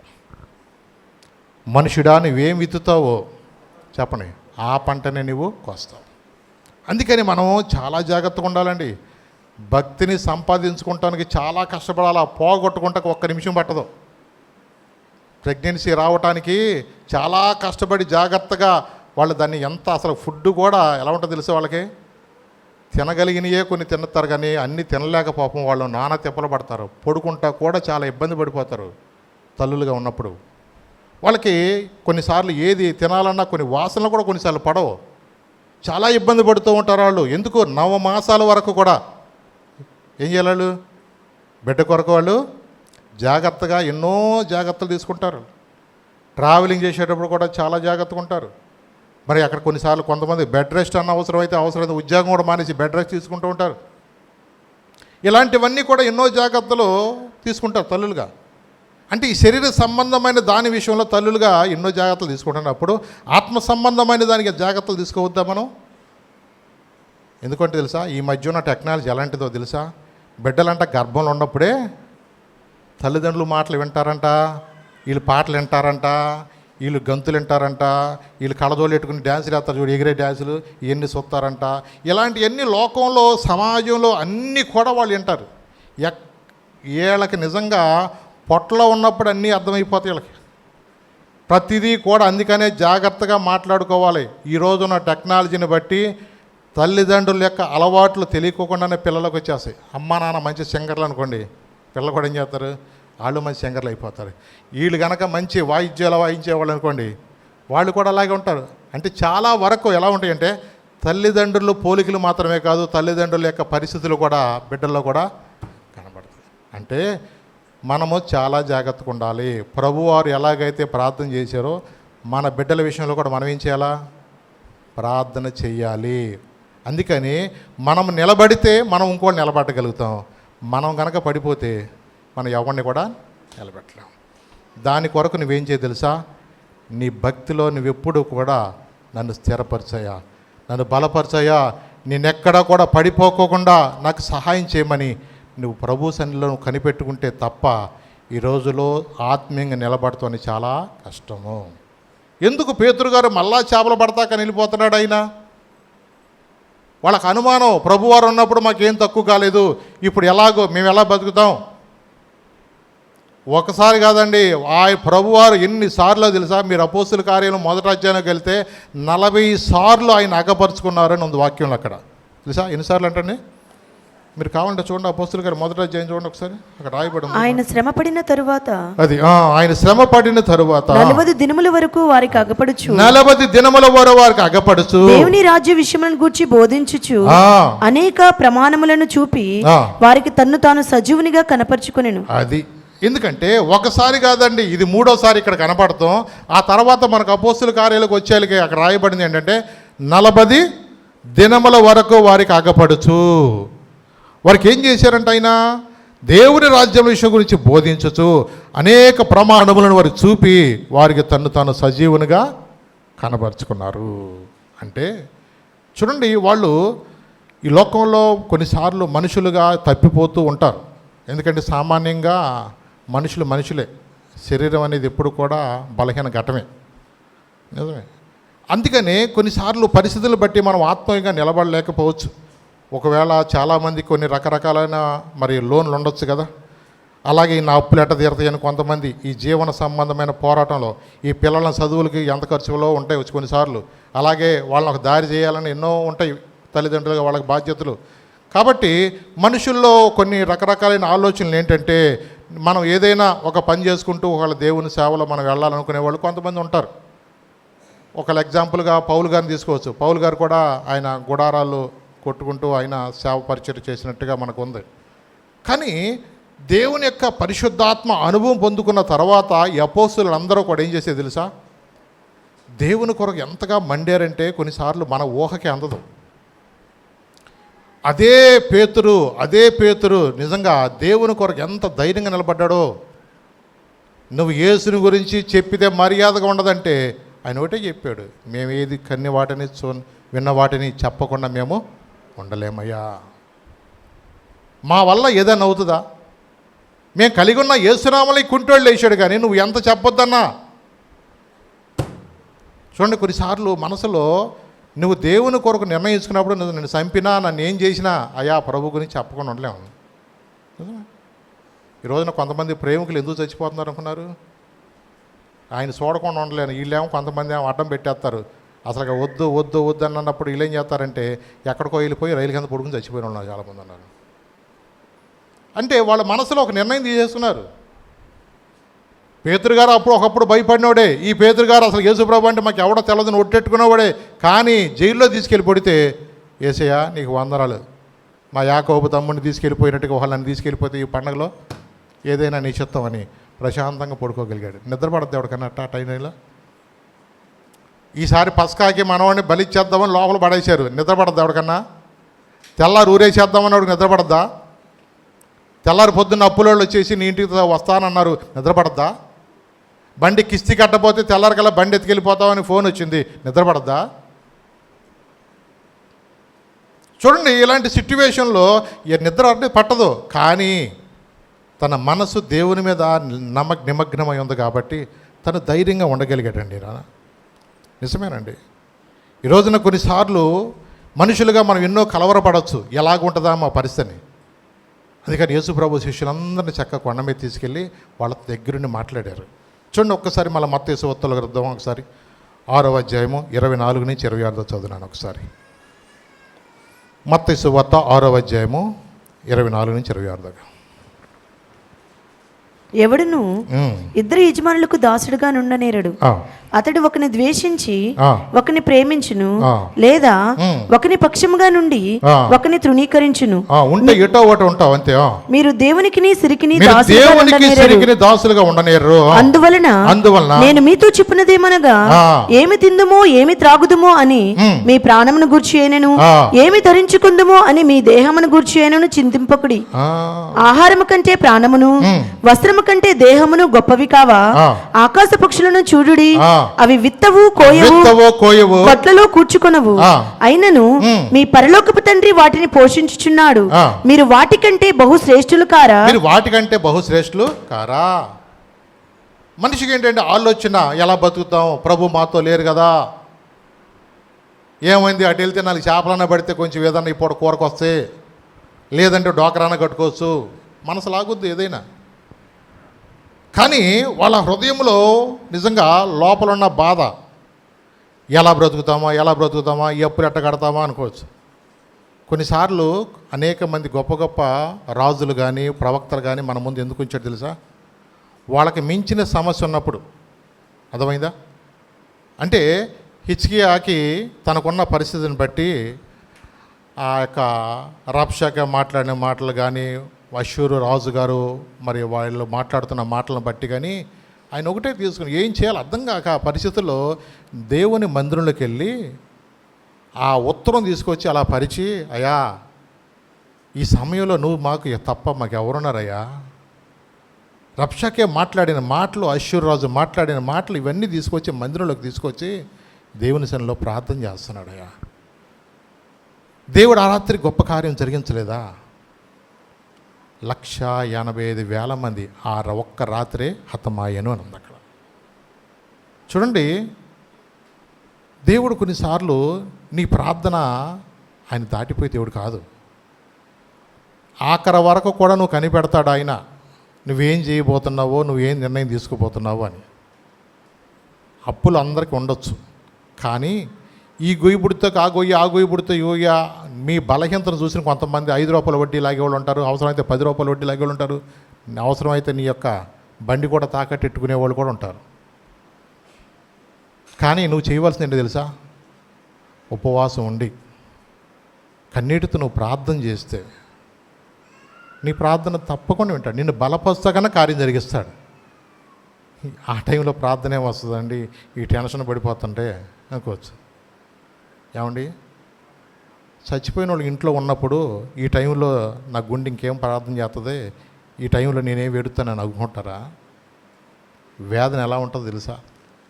ఒకటి, మన పరిస్థితులు బాగానప్పుడన్నా కనీసం నోరు తెరవకపోతే ఇంక అంతకు మించిన దౌర్భాగ్యత ఉండదండి. నిజమే.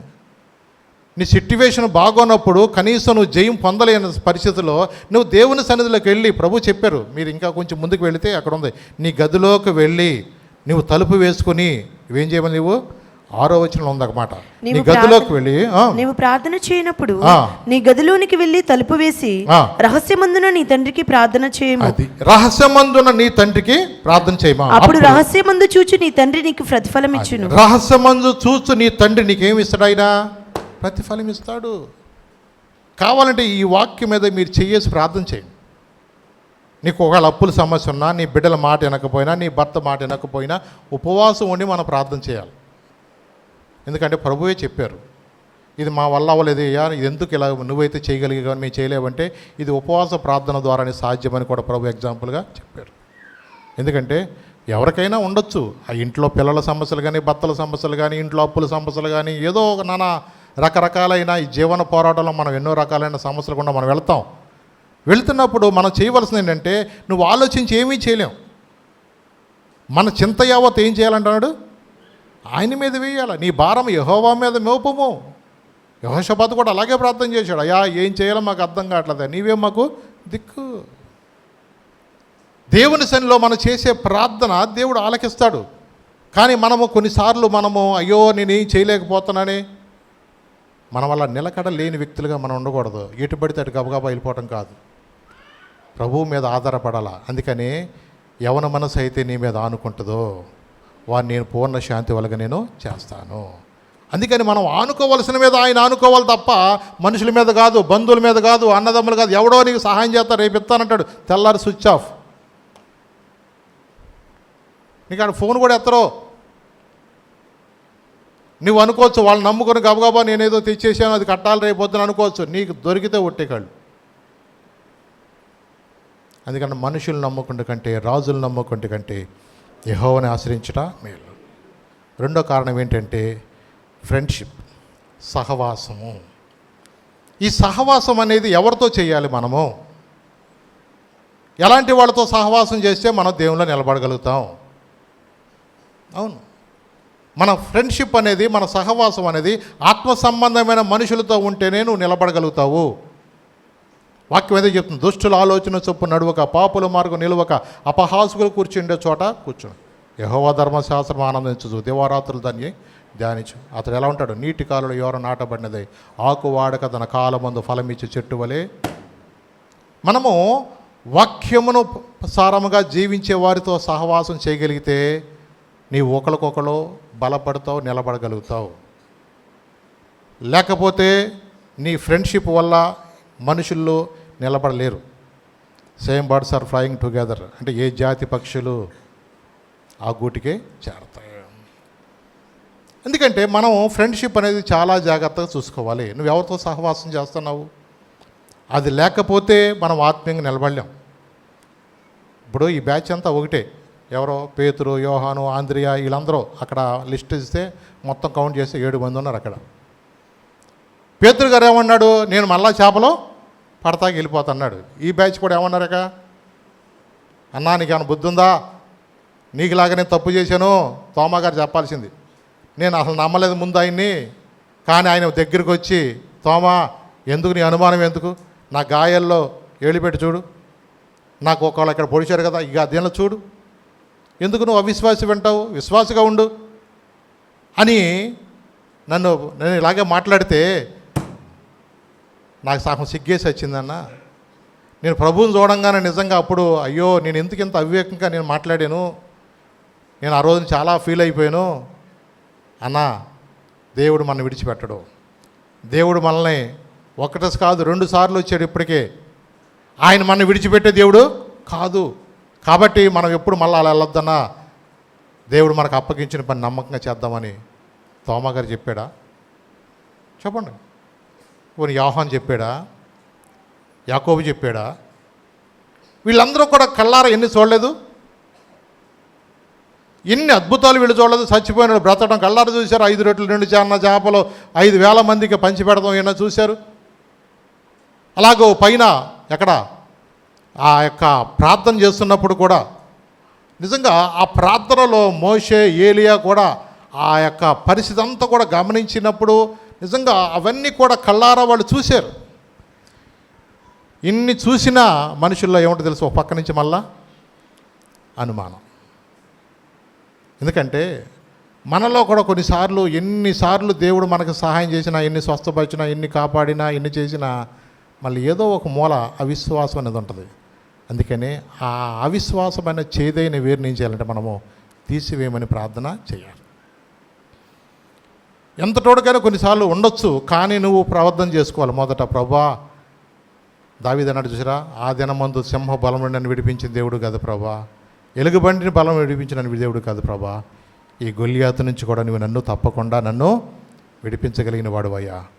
ఈ యుద్ధము నేను కాదయ్యా, యుద్ధం నా పక్షాన నువ్వే చేస్తావని విశ్వాసంతో దావీదు మాట్లాడినట్లుగా మనము కూడా మన జీవితంలో దేవుడు జరిగించిన కార్యాలు మనం ఏం చేయాలి, మళ్ళా వాటిని జ్ఞాపకం చేసుకుని ప్రభా, ఆ రోజు కడుపులో నొప్పి వచ్చి గిలగలా కొట్టుకులాడుతుంటే చేసిన చిన్న ప్రార్థన చేసి ఆ రోజు నన్ను బాగు చేసే కదా ప్రభా, బండి మించి డామ్మని పడిపోతే తలకాయ పగలకోకుండా నన్ను క్షేమంగా మళ్ళీ ఇంటికి తీసుకొచ్చే కదా ప్రభా, ఆ రోజున్న దేవుడు ఈ రోజు కూడా ఉన్నావు కదా ప్రభా. నీ పిల్లలకు బాగపోయినా ఎవరికి బాగపోయినా నువ్వు చేసే చిన్న ప్రార్థన దేవుడు ఆలకించే దేవుడు. అందుకని మనం ఎప్పుడు కూడా మనము భయపడకూడదండి. నిజమే, ఇవాళ సమాజంలో ఎలా ఉందంటే నలుగురితో నతానీయుల కులంతో ఇంకా అన్నట్టుగా కొన్నేళ్ళు అన్నట్టుగానే జనాలు ఉంటున్నారు ఇవాళ. అంటే మనుషులతో కలిసిపోతున్నారు ఇవాళ. ఎలాగ ఏ ఎండగా గూడుగంట చూసారా మన భాషలో, అలా ఉండటానికి కాదండి. నిన్ను లోకములో నుండి దేవుడు ఎందుకు పిలిచాడు తెలుసా? ఒకప్పుడు చేపలు పట్టక నానా బాధపడతా అప్పుల సమస్యలతో ఉంటున్నప్పుడు దేవుడు వాళ్ళని పిలిపించి వాళ్ళని విడిపించి ఆ రోజు చెప్పాడు. ఎంత గొప్ప గొప్ప చేపలు పడినడితే పేతురు గారు ఆ రోజు ఏమన్నా తెలుసా, నేను పాపాత్ముడయ్యా, నన్ను విడిచిపెట్టయ్యా, నీ మాటలో ఎంత శక్తి ఉందన్న సంగతి నాకు తెలియదయ్యా, నువ్వు ఎంత గొప్ప దేవుడు అన్న సంగతి కూడా గ్రహింపు నాకు లేకోకుండా, అయ్యా ఏదో నా మీద ఆధారపడుతున్నా, నా టాలెంట్ మీద నేను ఆధారపడుతున్నా, నేను ఏదైనా చేయగలను అనుకున్నా కానీ నువ్వు ఎంత గొప్ప దేవుడు అని ప్రభా గ్రహింపు లేకుండా నేను ఉన్నానయ్యా అని నిజంగా ఇక మనుషులుగా కొన్నిసార్లు ఆయన భయపడిపోయాడు. ఎందుకంటే యేసుప్రభు వారు వాళ్ళ దగ్గర రావటం ఏంటి, వాళ్ళతో మాట్లాడటం ఏంటి, పైగా మళ్ళీ వచ్చి అన్నాడు ఆయన, పిల్లలారా తినడానికి ఆహారం నాకు ఏదైనా ఆకలేసి వచ్చాడు అంటున్నారు ఆయన. ఒక రోజున సమరయ ప్రాంతానికి వచ్చినప్పుడు కూడా అమ్మ నాకు తాగటానికి నీళ్ళు ఇమ్మన్నాడు, దాహం వేసి ఇచ్చాడు ఆయన. ఇవన్నీ ఏంటంటే ఊరిని అయినా సామాన్యంగా మనుషులు మాట్లాడుకుంటారు చూడు, ఎల్లమ్మడి వచ్చిన వదినా వంట అయిపోయిందా, ఎందుకు వంట అయితే కూర ఎత్తుకెళ్తాకు వచ్చిందా, కాదు జస్ట్ ఏదో మాట్లాడదాం, అన్నయ్య ఉన్నాడా వెళ్ళిపోయాడా, పిల్లోడు అన్నం తిన్నాడా లేదా, ఏదో జస్ట్ ఏదో మాట్లాడగలను కాబట్టి మాట్లాడతారు చూసారా. అలాగూ మాట్లాడటానికి వచ్చేటట్టుగా ప్రభువారు కూడా అలా మాట్లాడతారు, పిల్లలారా తినడానికి ఆహారం ఏదైనా ఉన్నదా అంటే. చూడండి వీళ్ళ పరిస్థితి ఎలా ఉందంటే ఎంత ప్రయాసపడినా ఒక్క చేప కూడా వీళ్ళకి పడతల. కనీసం లైట్ వెలగలగా, ట్యూబ్ లైట్ వెలిగింది అంటారు చూసారు కొంతమందిలో. అట్లాగే ఆ రోజు మనకు రాత్రి అంతా చేపలు పడపోతే ప్రభువారు వచ్చి మన దోణిలో ఎక్కి ఆయన కుడి పక్కన వలవేయమంటే విస్తారమైన చేపలు పడి ఆ రోజునే నేను అన్నాను, పేతురు ఏమన్నాడు, నేను పాపాత్ముండి అయ్యా నన్ను విడిచిపెట్టమన్నాడు. కానీ అంతగా నన్ను ప్రేమించి నాతో మాట్లాడిన దేవుడు కనీసం ఈ రోజున నాకు చేపలు పడతలేదంటే ఒకవేళ ప్రభు అనేది దీన్ని ఆపేడేమో. నిజమే, మనం కూడా కొన్నిసార్లు జ్ఞాపకం చేసుకోవాలా. ఒకసారి మనము ఒక సమస్య నుంచి వచ్చినప్పుడు దేవుడు నిన్ను విడిపించినప్పుడు నువ్వు మళ్ళీ ప్రార్థనలు ఎదగలేదనుకో, మళ్ళీ అదే రెడీగా ఉంటుంది నీకోసం. నువ్వు ఏదైనా ఒక బలహీనత మానేసి వచ్చావనుకో, ఆ బలహీనత కూడా ఏం చేస్తుంది తెలుసా, నీ వెనకాల చూస్తూ ఉంటుంది, ఎప్పుడన్నా దొరకపోతాడు ఈడనుకుని. అందుకని మరి చెడ్డవైన ఏడు అన్నాడు అక్కడ. ఏంటంట, ఒకసారి విడిచిపెట్టిన తర్వాత రెడీగా ఉంటాయంట బయటికి వెళ్ళిపోయి.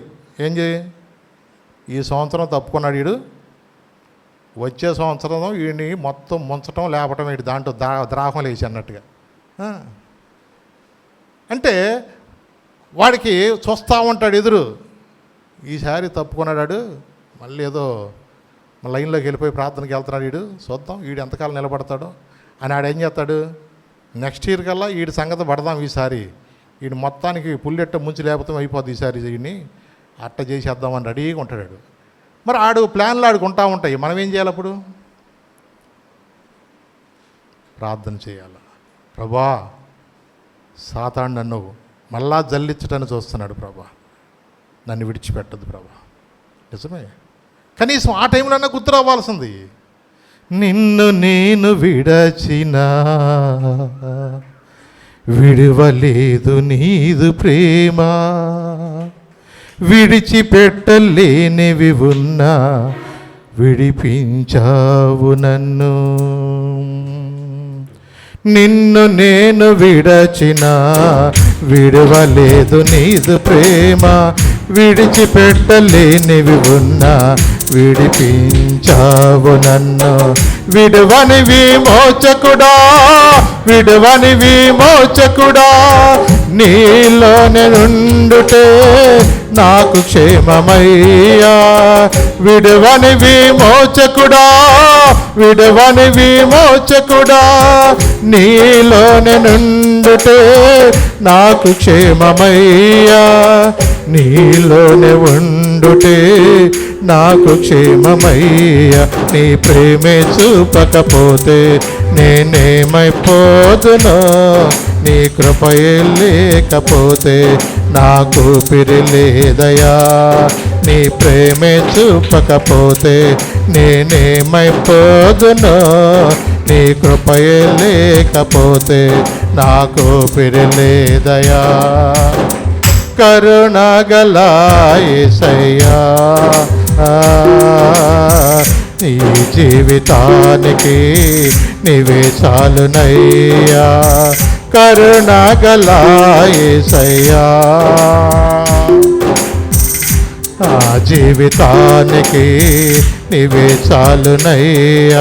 నీ ప్రేమే చూపకపోతే నేనేమైపోదునో, నీ కృపయే లేకపోతే నాకు పిరిలేదయా. నీ ప్రేమే చూపకపోతే నేనేమైపోదునో, నీ కృపయే లేకపోతే నాకు పిరిలేదయా. నిజమేనండి, దేవుడి యొక్క నిజంగా ప్రేమ లేకపోతే మనం ఇప్పటివరకు బ్రతికుండం కాదు, మన మంచివారం కాదు. కానీ కేవలము మనము ఇంకా దేవునికి ఎన్నోసార్లు దూరం అయిపోయినా, నిజమే, అక్రమం విస్తరించినప్పుడు కూడా కృప కూడా అపరిమితముగా విస్తరిస్తుందంట.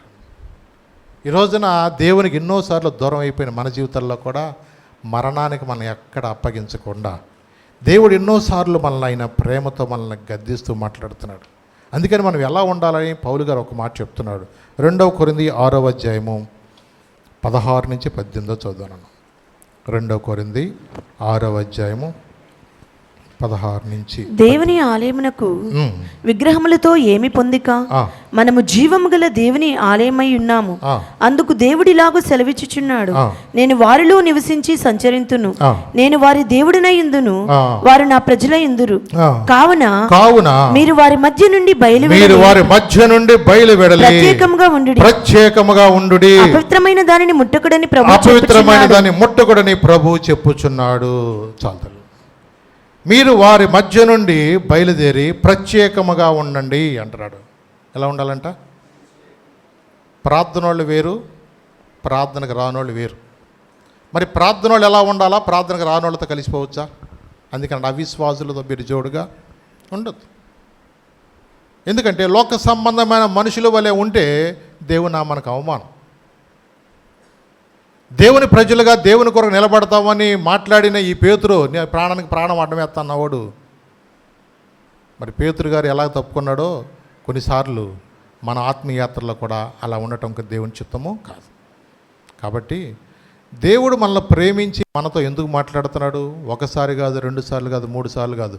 అక్కడ 40 దినముల వరకు ఆగపడుచు అన్నాడు. అక్కడ ఎన్నిసార్లు అంటేనే మరి 40 సంవత్సరాల నుంచి వాక్యాలు వింటున్న మన జీవితాల్లో కూడా మార్పు లేకపోతే ఇక దేవుడు కూడా విడిచిపెట్టేస్తాడు.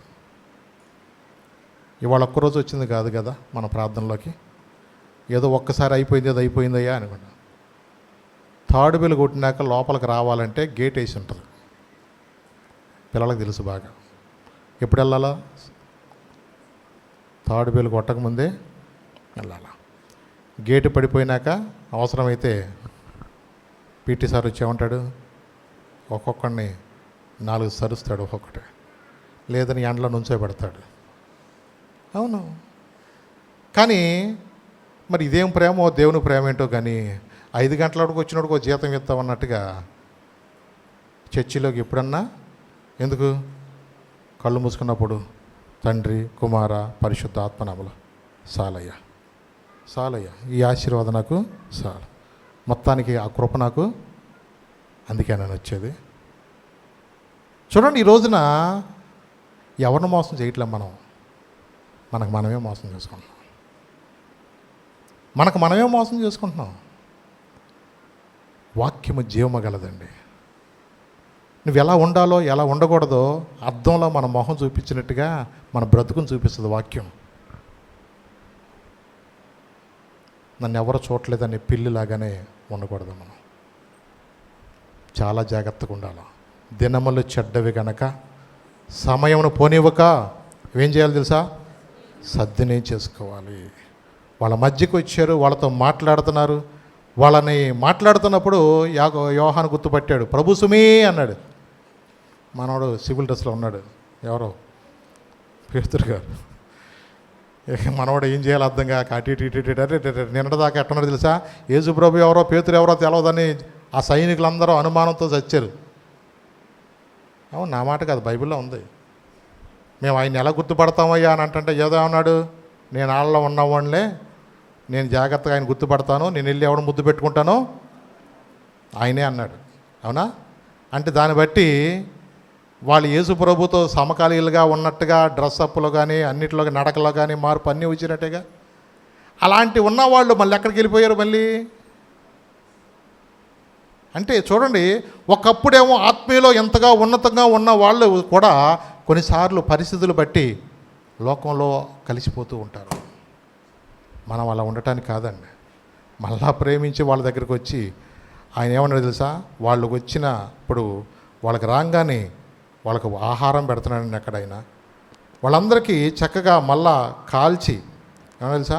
11-12 సీమోను పేతురు ధోని ఎక్కి వలలను దరికి లాగాను, అది 153 గొప్ప చేపలతో నేను చేపలు అంత విస్తారంగా పడినది, అది పిగలలేదు. ఇంకా పైన ఉంది అక్కడ కాల్చి పెట్టినది అక్కడ మాదేనా యేసు రండి భోజనము చేయడని వారితో అనెను. ఆయన ప్రభువని వారికి తెలిసినందున నీవెవడవని శిష్యులలో ఎవడనూ ఆయన అడుగు తెగింపలేదు. యేసు వచ్చి ఆ రెట్టును తీసుకుని వారికి పంచిపెట్టెను, అలాగే చేపలను కూడా పంచిపెట్టెను. యేసు మృతుల్లో నుండి లేచిన తర్వాత శిష్యులకు ప్రత్యక్షమైనది ఇది మూడవసారి. అంటే వాళ్ళు వచ్చినప్పుడు వాళ్ళ కోసము రొట్టెలు చేపలు కూడా కనపండి. మీ 9వ వచనంలో మీరు చూసుకోవచ్చు కావాలంటే. వారు దిగి దరికి రాగానే అక్కడ నిప్పులను వాటి మీద ఉంచబడిన చేపలను రొట్టెలు కూడా కనబడినాయి. అంటే వాళ్ళ కోసం ఏం చేశాడు ఈయన? ఆహారం కూడా సిద్ధపరిచాడు. ఏమడిగాడు? పిల్లలారా తినుటకు ఆహారం ఏదైనా ఉందా అన్నాడు. కానీ మళ్ళీ ఆయన ఏం చేసేటాడు కోసం? ఆహారం కూడా ఆయన సిద్ధపరిచాడు. చూడండి, తల్లిదండ్రులు కూడా అంతగా ప్రేమించరేమోనండి కొన్నిసార్లు అనిపిస్తూ ఉంటుంది. నిజమే, తల్లిదండ్రులు కూడా నా బిడ్డలకి శ్రేష్టమైనది ఇవ్వాలని చెప్పేసి వాళ్ళు ఏదో పాపం పేదరికంలో ఉంటూ కూడా ఏదో ఒక పచ్చడేసి తిన్న పిల్లలకి మంచి ఆహారం ఇవ్వాలని చూస్తూ ఉంటారు. వాళ్ళు పోసుకునే పాలు చెరు పాలలో కూడా పిల్లలకి పాలు కల్పించి వాళ్ళు ఏదో పాపం మజ్జిగ తాగి సరిపెట్టుకుంటూ ఉంటారు. కానీ చూడండి, ప్రభు మనల్ని ఎంతగా ప్రేమించాడు. మన కొరకు ప్రాణం పెట్టడం మాత్రమే కాదండి, ఆయన మాటి మాటికి ఎందుకో తెలుసా? ఈ లోకంలో ఎవ్వరు చూపని ప్రేమ అదండి. ఈ లోకంలో ఎవ్వరు కూడా చూపించని ప్రేమ అండి అది. కొన్నిసార్లు తల్లిదండ్రులు అంటారు నా కడుపును చెడబుట్టాడు అనుకుంటారు, కొన్నిసార్లు ఇసుకెళ్ళిపోతారు. కానీ ఎన్నోసార్లు మన ఎడల దీర్ఘశాంతం కలిగి ఉన్నాడు ఆయన. ఎన్నోసార్లు మనం సహించుకుంటూ ఈ సంవత్సరం అయినా ఈసారైనా వీళ్ళు రక్షణ పొందుతారేమో దేవుడు మన కొరకు ఎదురు చూస్తున్నాడు. లోబడిన వాళ్ళ పిల్లల కొరకంట దినమెల్లా కూడా ఆయన చేతులు చాపుతున్నాడు. మనల్ని ప్రేమించి మనతో ఎందుకు మాట్లాడు తెలుసా? అయిపోయింది, అది అయిపోయింది. ఇక నుంచి అయినా మనము దేవుని సన్నిధిలో మన పశ్చాత్తాపడి ప్రభా నన్ను క్షమించు, మళ్ళా నేను లోకంలోకి వెళ్ళిపోనివద్దయ్యా, మళ్ళా నేను ఎలాగ బ్రతుకుతానో ఎలాగుంటాననుకు నా వంతరుగా ఆలోచించదు. ఎందుకంటే 2 చెప్పాను. 1 మనము నిలకడలేని భక్తిలో మనం ఉండటానికి కాదు. 2 నీ స్నేహాలు ఎవరితో చేస్తున్నావో అది మనం గమనించుకోవాలి. ఎలాంటి వారితో స్నేహం చేస్తున్నాము? ప్రార్థన పరులో సహవాసం చేస్తున్నామా, లోక సంబంధమైన సహవాసం చేస్తున్నామా? ఎందుకంటే లోకంలో ఉంటున్నప్పుడు కొన్నిసార్లు ఆ మెలకు లేకపోతే అపవాది నిన్ను చాలా అపాయంలో పడేస్తాడు. 10th క్లాస్ అయిపోయిన తర్వాత బిడ్డలో ఇంటర్మీడియట్లో జాయిన్ అవుతారు. అప్పటి వరకు అమ్మగారు మాట వింటారు. ఇంటర్మీడియట్లోకి వెళ్ళంగానే కాలేజీకి వెళ్తారు. వాళ్ళు కొన్నిసార్లు వాళ్ళకున్న ఫ్రెండ్స్ వాళ్ళు ఇంటర్మీడియట్ అవ్వగానే ఇంజనీరింగ్లో కానీ మెడిసిన్లో జాయిన్ అవుతూ ఉంటారు. అక్కడికి వెళ్ళినాక వేరే వేరే దూర ప్రాంతాలకు వెళ్ళి చదువుకుంటూ ఉంటారు. మరి అక్కడికి వెళ్ళినాక అక్కడ ఎవరితో సహవాసం చేయాలా? రూమ్స్లో ఉన్నప్పుడు ఎవరితో ఎలా ఉండాలా? లోకస్తులు ఎంతోమంది ఉంటారు. లోకంలో మనుషులు ఎలా రకరకాలుగా ఉంటూ ఉంటారు. వాళ్ళతో వెళ్ళినప్పుడు మనం ఎలా ఉండాలా? మొదట మనం చూసుకోవాల్సింది దగ్గరలో మందిరం ఉందా, సహవాసం ఉందా, ప్రార్థన చేసుకుంటే ఇక్కడ అవకాశం ఉందా, నా తోటి సహోదరులు ఎవరైనా కొంచెం ప్రార్థన చేసేవాళ్ళు ఉన్నారా, నేను ఎవరితో ఉండాలని ఆ సహవాసం కూడా మన జాగ్రత్త చూసుకోవాలా. లేకపోతే ఈ లోకంలో నిలబడటం అనేది చాలా కష్టం. యేసుప్రభు వారు 3వసారి వాళ్ళకి ఎందుకు ప్రత్యక్షమరుస్తున్నా తెలుసా? అప్పటికే 2 సార్లు వచ్చి వాళ్ళతో కనబరుచుకున్నా మళ్ళా పేతురు అన్నాడు, మళ్ళా చేపలో పట్టుతానని. ఈయన ఎప్పుడైతే అన్నాడో వీళ్ళు కూడా అంటున్నారు, మేము కూడా నీతో వస్తామన్నారు. అందుకంటే మనము వాక్యంలో ఉంటున్న మనము, ప్రార్థన వింటున్న మనం వల్ల మనము బాగుపడాలి, ఇంకోళ్ళు బాగు చేసేటట్టు ఉండాలి తప్ప మనం పడిపోతే ఇంకొకళ్ళు కూడా మనము పడవేసినట్టు ఉంటాం. మన అవిశ్వాసం కాదు, విశ్వాసంగా ఉందాం. లేచి నిలబడదాం. చిన్న ప్రార్థన చేసుకుందాం. ప్రభుతో చెబుదాం, ప్రభా నా ఆత్మీయ యాత్రలో నేను ఎలా నిలబడాలి నాకు నేర్పించండి ప్రభా. ఎన్నోసార్లు ప్రభా సాతాను మా కుటుంబాల్లో కూడా గోధుమ వల్ల జల్లించాలని వాడు ఎన్నోసార్లు ప్రభా ప్రయత్నం చేస్తూ మేము ఆత్మీయంగా నిలబడుకోకుండా వాడు ఎన్ని రకాలుగా మమ్మల్ని శోధిస్తున్నాడు ప్రభా. యవనస్తులకు ఉండే శోధనలు యవనస్తులకు, చిన్న బిడ్డలకు ఉండే శోధనలు చిన్న బిడ్డలకు, పెద్దవాళ్ళకు ఉన్న శోధనలు పెద్దవాళ్ళకు ప్రభా అపవాది ఎన్నోసార్లు వాడు శోధిస్తుండగా కూడా ప్రభా అయా ప్రతి శోధనను కూడా జయించగలిగిన విశ్వాసం మాలో దయచేయండి ప్రభా. అవునయ్యా, విశ్వాసమును కర్తయు దాన్ని కొనసాగించు, యేసు వైపు చూడాలన్నావు ప్రభా. మా ఆత్మీయ యాత్రలో మేము వెళుతున్నప్పుడు లోకంలో ఉన్న పరిస్థితుల వైపు చూడనే వద్దు ప్రభా. ఎన్నోసార్లు నీ గాయాలు రేపేవారికి ఉండనే వద్దు ప్రభా. మమ్మల్ని బట్టి నీ నామాన్ని ఎక్కడ అవమానకరంగా ఉండనే వద్దు ప్రభా. నీ కొరకు ప్రాణం పెడతానన్న పేతురు కొన్నిసార్లు తప్పిపోయినట్లుగా నీ మందిరంలో ఉంటూ నీ వాక్యం వింటూ నీ పాదాల దగ్గర ఎన్నో వాక్యాలు, కంటత వాక్యాలు కూడా నేర్చుకుని కూడా ప్రభా నిన్ను ఎరుగని బిడ్డల వలె ప్రభా లోక సంబంధమైన మనుషుల వల్ల అవిశ్వాసులతో కలిసిపోయేవారుగా దేవా ప్రజలకు అనుమానం వస్తుంది ప్రభా. ఆ దినమందు ఆత్మపూర్ణులుగా ఉన్న గలీలను చూసినప్పుడు వీళ్ళు గలిలీరు కారని ప్రజలు ఎంత సంతోషించారో. కానీ ప్రభా ఈ దినమందు వీళ్ళు ప్రార్థనకి వెళుతున్న వాళ్ళే కదా, పలానా సహవాసంకి వెళుతున్న వాళ్ళే కదా, దేవుని సన్నిధిలో వీళ్ళు ఉపవాస ప్రార్థనలో ఉంటున్న వాళ్ళే కదా, ఏంటి వీళ్ళు కూడా ఇక్కడ ఉంటున్నారని అయ్యా నీ నామానికి అవమానకరంగా మా జీవితాలు ఉండడానికి కాదు ప్రభా. పరిశుద్ధురా మాకు నేర్పించు ప్రభా. ఎన్నోసార్లు మాతో మాట్లాడచ్చు, మేము ఎలా ఉండాలో ఎలా ఉండకూడదో కూడా దేవా నీవు లేఖనాల ద్వారా మాతో మాట్లాడుతున్నావు. పునరుద్ధానుడైన తర్వాత 40 దినముల వరకు వారికి అగపడుచు వాక్యాన్ని బోధిస్తూ వాళ్ళని బలపరుస్తూ ఎన్నో సత్యాలు వారికి నేర్పించి ఆ దినమందు వాళ్ళ ముందు ఎలాగైతే నువ్వు ఆరోహణమయ్యావో ప్రభా ఆదరణకర్త మా మధ్యకి పంపించి ప్రతి దినము మమ్మల్ని హెచ్చరిస్తూ దేవా మాతో ఉండి మాలో ఉండి మేము ఎలా ఉండాలి ఎలా ఉండకూడదో కూడా మాకు బోధిస్తున్నప్పుడు కూడా మా గుండెలు మండాలు కానీ చల్లారిపోయిన స్థితిలో ఉండటానికి కాదు ప్రభా. కృప కలిగిన దేవా నీకు వందనాలు తండ్రి. జ్ఞానం కలిగిన తల్లిదండ్రులుగా, జ్ఞానం కలిగిన బిడ్డలుగా ప్రభా నాయన మా ఆత్మీయాత్రల ముందు సాగినట్లు సహాయం చేయండి ప్రభా. ఎందుకంటే ఆ దినమందు ఎన్నో అనుభవాలు పొందిన పేతురు కూడా నేను మరలా చేపలు పడతానని ప్రభా వెళ్ళిపోతున్నప్పుడు వాళ్ళు కూడా మేము మీదుకుతో వస్తామని వాళ్ళు కూడా వెళ్ళిపోయారంట ప్రభా. నిజమే ప్రభా, వాళ్ళ మనుషులు పట్టే జాలరగా చేస్తాను నువ్వు చెప్పావు. అదే పేతురు ప్రభా నేను పాపాత్ముండయ్యా అని అయ్యా ఎన్నోసార్లు అన్నాడు మనిషి కూడా మళ్ళా లోకంలోకి మళ్ళీ వెళ్ళిపోతున్నాడు ప్రభా. అలా మేము ఉండనివద్దు ప్రభా. నీ వాక్యాన్ని సరిగ్గా జీవించే జీవితాలు బ్రతుకులు మాకు దయచేయండి. నీ వాక్యాన్ని స్థిరపరిచి బలపరచండి. కూడా నా ప్రతి బిడ్డను ప్రతి కుటుంబాన్ని కూడా జ్ఞాపం చేసుకోండి. వారికి మంచి ఆరోగ్యం దయచేయండి. ఎవరు బలహీనంగా ఉండవద్దు, ఎవరైతే వేదనతో కన్నీటితో ఉన్నారు, ఎవరైతే ప్రభా నాయన అప్పులని కాడికి నలిగిపోతున్నారో ప్రభా అయ్యా ఈ సంవత్సరం బిడ్డలు మళ్ళా చదువుల్లోకి వెళ్ళాలా, ఇంటర్మీడియట్ జాయిన్ అయిన వాళ్ళు ప్రభా అయ్యా నాయన ఇంజనీరింగ్ బిడ్డలు వెళ్ళాల్సింది ప్రభా, ఎలాగో వాళ్ళు ముందుకెళ్లాలో, ఏది మేలుకరమైందో, ఏది ఆశీర్వాదకరమైందో నీ చిత్తానుసారంగా మా బిడ్డలు నడిపించి, మా బిడ్డలు ఎక్కడికి వెళ్ళినా నీకు మహిమకరంగా ఉండాలి. కానీ ప్రభా, నీ నామానికి అవమానకరంగా ఉండనివ్వకుండా వారి చేయి పట్టుకుని నడిపించు. ఆ దినమందు పేతురు కొరకు ప్రార్థన చేసినట్లుగా ప్రభా, అయ్యా బిడ్డల కొరకు ప్రార్థించే తల్లిదండ్రులుగా సహాయం చేయ ప్రభా. నీ వాక్యం అలా స్థిరపరిచి బలపరచమని యేసు నామమున అడుగుచున్నాను తండ్రి. ఆమేన్, ఆమేన్, ఆమేన్.